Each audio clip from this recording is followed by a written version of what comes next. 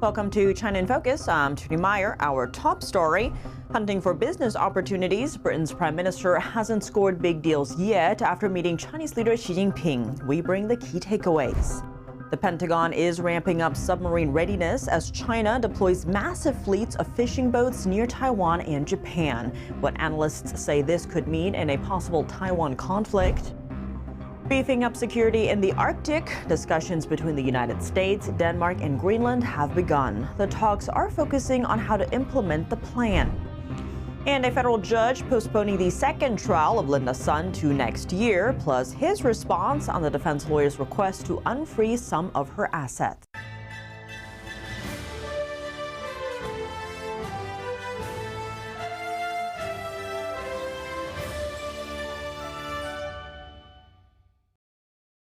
No major commercial deals for the British Prime Minister yet after meeting Chinese leader Xi Jinping. In a move that could help British businesses expand in China, Beijing has agreed to allow British citizens to travel visa-free for up to 30 days. Meanwhile, British drug maker AstraZeneca says it would invest $15 billion in China through 2030. Here's the story. A meeting with Chinese leader Xi Jinping Wednesday didn't produce any big business deal for UK Prime Minister Keir Starmer. That's despite bringing more than 50 business and cultural leaders in an effort to revive the UK's slowing economy. China is a vital player on the global stage, and it's vital that we build a more sophisticated relationship. China has agreed to cut tariffs on British whiskey from 10% down to 5%. Both countries also agreed to share intelligence to stop smugglers from using Chinese-made engines to transport migrants across the English Channel. The two will also explore a potential deal to set clear rules for UK firms doing business in China. On the Chinese side, AstraZeneca has pledged a $15 billion investment set to expand the company's manufacturing footprint in the country.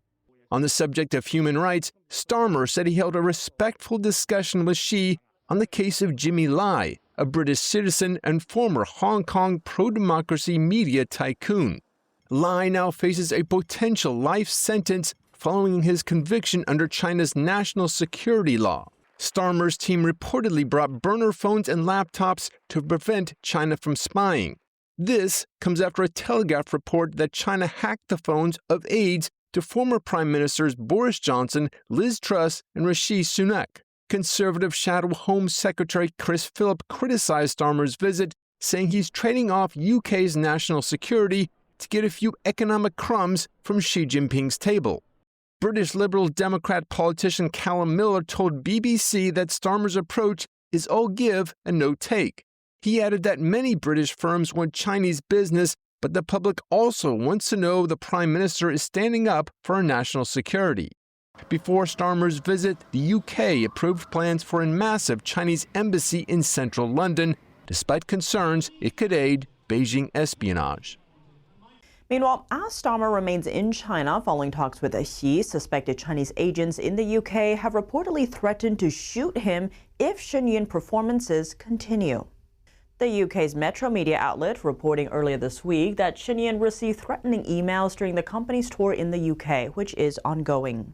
One email reads, "Cancel the Shenyang performance or British Prime Minister Keir Starmer will be shot from a distance." Another reads, "If you insist on having Shenyang perform, you'll experience a surprise terrorist attack. I am not joking with you." Shenyang is a performing arts company based in New York. Its mission is to revive traditional Chinese culture from a time before communism. The show also exposes the CCP's ongoing persecution against the Falun Gong spiritual group. For the past 2 years, the company has received more than 160 death threats and bomb threats, believed to be from CCP agents. According to Shenyang's website, the Chinese regime has been trying to sabotage performances around the world since the dance company's founding in 2006. Despite the threats, no actual incidents have ever occurred, and no show was canceled. The U.S. is readying its underwater military posture as tensions between China and Taiwan ramp up. A new report shows Washington's nuclear-powered submarines are now more ready than they've been in over a decade. It comes as China tests new ways to control the seas using civilian fishing boats in addition to its Navy. Analysts warn the boats could disrupt U.S. naval operations. A Congressional Research Service report released this week shows the U.S. Navy has improved submarine readiness. For the first time in over a decade, every U.S. attack sub is operational, with none waiting for maintenance. According to the report, Washington has access to almost 50 nuclear-powered subs in case a conflict breaks out. Meanwhile, China only has access to around 32 active nuclear-powered submarines. The Pentagon has been pushing to maintain pressure on China's rapidly expanding navy. China has the world's largest fleet by ship count, with more than 370 vessels, including roughly 60 submarines. In response, the U.S. has deployed subs into the Pacific and ramped up production. It's aiming to build more than 2 submarines a year. At the same time, Beijing is experimenting with unusual tactics at sea. Earlier this month, over 1,000 Chinese fishing vessels formed a massive floating barrier more than 200 miles long in the East China Sea. Retired Marine Colonel Grant Newsham explains how these vessels could be used to disrupt U.S. naval operations if China attacks Taiwan. You might think a fishing boat versus a U.S. Navy destroyer isn't much of a match, but when there's a couple thousand fishing boats out there, it makes life more challenging. Plus, there's a real usefulness for anti-submarine warfare. It makes it harder for submarines to operate in the region when you've got a lot of Chinese fishing boats out, and particularly when the Chinese put certain sensors and other hardware on them. And this is very much an extension of the Chinese state, is what you're saying, and that's always been the case, but now we're finally catching on to it, although some people have been sounding the alarm for a long time. Analysts say the fishing vessels appeared coordinated, holding steady positions instead of moving like normal fishing boats. The move came just after Beijing conducted military drills around Taiwan, including simulated blockade operations. China has been using its fishing fleet and maritime militia to cause tensions in disputed waters like the South China Sea. One thing I would like to go back, and when you talk about the fishing fleet, there's also a maritime militia, which is worked in with the fishing fleet. And these are parts of the People's Liberation Army armed forces, and they are sort of double-hulled, have stronger, more powerful engines. They're armed, often have surveillance equipment on them, and they function as sort of the muscle of the fishing fleet. So that's in there, mixed in there, and that makes it even more of a lawful target. The Pentagon says boosting submarine readiness is critical to deterring any move on Taiwan. Meanwhile, analysts say China's use of civilian fishing boats signals a broader strategy aimed at blurring the line between military and non-hostile operations at sea. Talks are underway to strengthen security in the Arctic. Secretary of State Marco Rubio said Wednesday that technical discussions between the United States, Denmark, and Greenland have begun. I think we're going to get something positive done. We're going to begin that process in a very professional, straightforward way. It begins today, and it'll be a regular process. We're going to try to do it in a way that isn't like a media circus every time these conversations happen, because we think that creates more flexibility on both sides to arrive at a positive outcome. The Secretary of State says the working group aims to counter threats from Russia and China. It was created earlier this month during a meeting including Rubio, Vice President J.D. Vance, and the foreign ministers of Denmark and Greenland. Rubio expressed confidence they'll reach a good outcome. The initiative comes after President Trump said the U.S. must secure Greenland to increase national security against Russia and China. Now let's turn to an update on the trial of Linda Sun, a former top aide to 2 New York governors. On Wednesday, a federal judge in Brooklyn decided to push Sun and her husband's second trial to January next year. Linda Sun has been accused of illegally acting as an agent for China while serving in a senior U.S. government role in exchange for millions of dollars. Meanwhile, her husband, Chris Hu, has been accused of laundering millions from Chinese officials through his export business. Chris Hu's defense attorney asked the court to release a portion of the couple's frozen assets to cover legal costs. The judge denied the request, saying the court would only reconsider if there's proof the defendants don't have other income sources. New efforts to supercharge America's cyber defenses are underway at the Pentagon. On Wednesday, senators on Capitol Hill examined the revised Cyber Force Generation model designed to counter threats from China. NTD's Washington correspondent Jack Bradley has the details. The future of war is going to be cyber. The Chinese have executed a deliberate campaign in order to compromise U.S. networks. The Pentagon is stepping up its cyber force plan in the face of rising threats from China. The Senate Armed Services Cybersecurity Subcommittee held a hearing on Wednesday probing what the department calls Cybercom 2.0. We're treating a cyber capability just like we would a kinetic capability. We're not sprinkling cyber on. We are integrating cyber operations into the Joint Force Commander's plan. This follows Secretary of War Pete Hegseth's major announcement last December to emphasize cybersecurity in the military. We're also rapidly strengthening our nation's ability to deter and defend against cyber attacks on Department of War and dual-use targets, including through the most comprehensive overhaul of U.S. Cyber Command since it was started 15 years ago. The plan shifts away from traditional service models and integrates the U.S. Cyber Command more closely with the military branches. And the urgency is clear. Chinese state-sponsored hackers, like we saw with the Volt and Salt typhoons over the past couple years, continue to infiltrate U.S. critical infrastructure. That means power grids, water systems, and telecommunications networks. They use stealthy tactics to hide in plain sight. Over the past few years, campaigns linked to the Chinese Communist Party have targeted U.S. telecoms and transportation. When foreign adversaries like China and Russia and Iran, they're probing and testing and challenging our systems, I would say by the nanosecond, not even enough to say daily, every single second. They're seeking any opportunity they can to degrade our command control, disrupt our operations, steal our most sensitive information. Our adversaries are using the cyber domain as part of their multifaceted campaigns to degrade U.S. and allied interests. Threats in cyberspace are currently growing faster than we can scale our actions. And Cyber Command is already proving its value. They played key roles in operations like Midnight Hammer and Absolute Resolve, which saw the decimation of Iran's nuclear sites and contributed to the capture of former Venezuelan dictator Nicolas Maduro. And what Cybercom 2.0 is really going to bring is advanced and specialized training that will allow us to both compete and really plan to outpace China. As Chinese cyber threats grow more aggressive, the Pentagon says that Cybercom 2.0 is no longer optional. It's essential to winning the next war before it starts. Reporting by Jack Bradley, NTD News. Coming up, Marco Rubio tells senators that the Venezuelan regime is willing to work with the U.S. to counter China and Russia's influence. And U.S. chipmaker NVIDIA reportedly helped an AI company with significant ties to China's military. A lawmaker is sounding the alarm. More on that after the break here on China in Focus. Welcome back to China in Focus. I'm Tiffany Myers. Secretary of State Marco Rubio testified before the Senate on Wednesday on the U.S.'s involvement in Venezuela. Lawmakers also pressed him on several crises worldwide. NTD's Washington correspondent Luis Martinez has the details. I certainly agree with the chairman in terms of his comments relative to Nicolas Maduro. He was bad for Venezuela, he was bad for the region, and he was bad for the United States. President Trump's actions against narco-terrorists and his capture of Maduro have made America safer. Every American should be thanking Donald Trump and Marco Rubio for what they have done.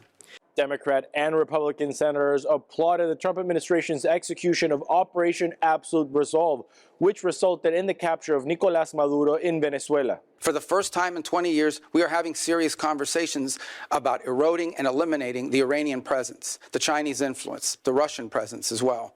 Secretary Rubio outlined a process of political stabilization that would culminate in the transition to put to an end the regime in Venezuela and restore democracy. We are dealing with people over there that have spent most of their lives living in a gangster paradise. And we are certainly better off today in Venezuela than we were 4 weeks ago.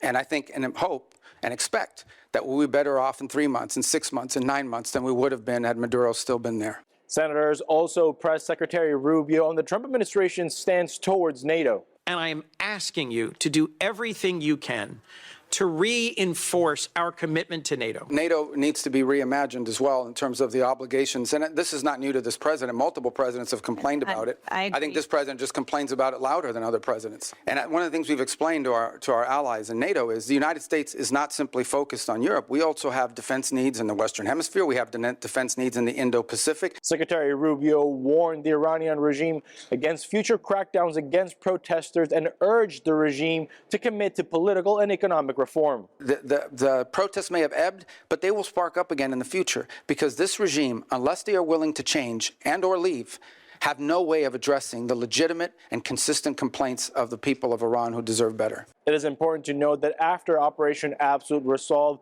crucial Venezuelan oil shipments to the communist Cuban regime have stopped. And after the Trump administration applied pressure on the Mexican government, Mexican oil shipments have been canceled to the communist Cuban regime as well. Reporting from Washington, D.C., Luis Eduardo Martinez, NTD News. U.S. chipmaker NVIDIA is reportedly helping Chinese company DeepSeek develop AI technology. U.S. officials say this is aiding China's military. Representative John Molinar, who heads the House Select Committee on China, wrote a letter to Commerce Secretary Howard Lutnick on Wednesday. According to Reuters, who saw the letter, NVIDIA gave DeepSeek a lot of technical support since 2024. At the time, the public wasn't aware the technology would aid China's military. But China has a history of stealing know-how from U.S.-owned companies doing business in China. DeepSeek became popular last year when it released a product that rivaled OpenAI's ChatGPT. The company claimed it was using far less computing power, sparking U.S. concerns that China could catch up in the AI race. Earlier this month, the Trump administration approved sales of NVIDIA's more powerful H200 chips to China. They also imposed restrictions meant to block military use. But Molinar warned that even with limits, the chips could still end up supporting China's military. Earlier this month, Canadian Prime Minister Mark Carney went to Beijing, where he struck new economic cooperation deals with the regime. For more insight, NTD's Carrie Dunst was joined by Diana Furchtgott-Roth. She's the director at the Center for Energy, Climate and Environment at the Heritage Foundation. Take a look. Well, Prime Minister Carney agreed to export oil to China, which is a good thing. We want China to be dependent on Western oil. And he also agreed to take 49,000 EVs from China at a preferential rate of 6% instead of 100%. And that is not so safe, because if we don't like spy drones flying above our country, we definitely don't want spy EVs or electric vehicles with the capability of spying moving around our streets. Besides, this displaces Chinese automakers and it displaces Canadian automakers. And Canadian automakers are not pleased to have these Chinese vehicles undercutting their homemade cars. So that's the situation. Yes to the oil exports. It should be no to the vehicle imports. And I think some might say that it's hard to have your cake and eat it too. So was there a middle path that Carney potentially could have navigated to be able to get the exports of the oil, I believe, through a pipeline that then leaves Vancouver and then goes over to China? But what leverage might Carney have had to have then been able to protect his auto industry? China needs all the energy it can get. It's making the renewables that it's exporting all over the world. It's making these EVs. BYD, the main Chinese auto company, exported over 1 million vehicles. So China needs the energy. China needs Canadian oil. There was no reason for Prime Minister Carney to have to accept these Chinese exports of vehicles in return to the oil. He could have gone to President Xi and said, I'm going to sell you all the oil you want, without having to give in on the vehicles. And Trump at Davos was connecting economic and national security together. You're bringing up both points as it relates to the risks of bringing these EVs into Canada, both potentially hollowing out their own capacity to economically and sustainably continue to build cars once they get these cheap cars. And then you mentioned that there's this spying capability. How are Canadians reacting to this? I think Canadians are more concerned about their jobs going away than about the spying capability. Because the spying capability is more out in the future. Losing your job is right now. People want more money in their pockets. If their jobs go away, they don't have that money to be able to support their families. But in terms of all the discussions at Davos about net zero, about European countries slowing their economies by focusing on Chinese renewables, importing the EVs, importing the wind turbines, importing the solar panels, slowing their economy because this is more expensive. And in the meantime, coming to President Trump and saying, we want you to help us defend against Russia. We want help from you. So that doesn't make a whole lot of sense to President Trump. Yeah, that was one of Trump's zingers right at Davos, where he mentioned they're happy to sell those solar or these wind turbines for energy generation, but they don't actually use them themselves. What's happening there as it relates to energy policy? So I think China has put in place solar and wind, but as a share of total electricity generated and a share of total energy generated by these renewables, it's very small. They are getting most of their power out of their coal-fired power plants. They're building 2 a week. They have a lot of coal. They're using it. It doesn't make any sense for the West to say that we are reducing emissions, shipping our energy-intensive manufacturing off to China, where it's made in a dirtier way, and then patting ourselves on the back, saying we're moving towards net zero. It makes no sense. It strengthens China. It weakens Europe. And thank goodness that President Trump is moving away from renewables to using our own oil and natural gas right here under our feet in the United States. You explain it so eloquently why China is lobbying for these net zero policies, because their cars are actually a Trojan horse that they can subsidize. Appreciate you breaking it down. Diana Furstcott-Roth, so great to see you. Thank you. Great to be with you. That's all for today's China in Focus. I'm Tiffany Meyer. If you have any feedback on the show or have something you'd like to see us cover, send us an email at chinainfocus@ntd.com. We'd love to hear from you. Round-the-clock original news coverage, visit us at ntd.com or download our NTD app. Thanks for watching. See you tomorrow.